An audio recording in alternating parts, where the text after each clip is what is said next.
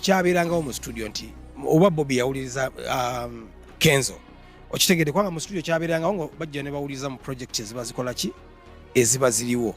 naye nze kyenzijjukira twali tutambula nga tugenda Magere oluyimba lwa Promise olwa Bobby Wine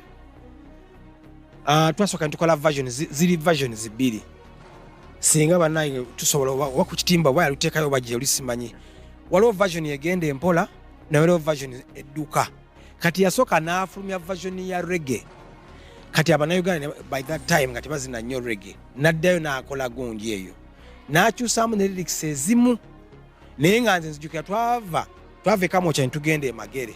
nga ddemu etali muki mu mbeera nnungi era inspiration eyo nzijjukira bulungi nnyo Babi yatusavinga emmere naye nga tali mu vibe ku bino byaffe tugenda mu ndongo biki kati Bobby nangamba mwana ddemu wange ngende mukubireyo ki akayimba ako nzijjukira bulungi ne tugenda twasokana Quality Pub wa Amon ne tuvaawo ne tuweka tuddayo mu studio twafunawo obusikanka awo biki ne tuddayo mu studio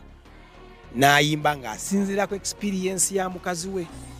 na biki bibayisemu okutuuka we bali ate olwa Kenzo terufanaganamu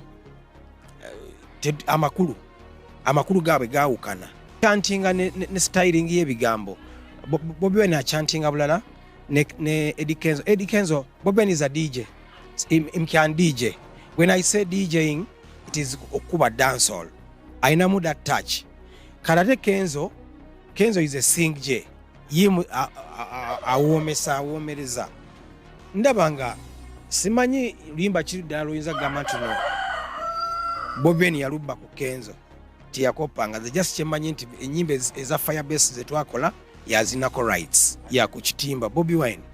ya music eyo nagwe twakola ya minako rights ku kitimba bw'oteekamu bw'otira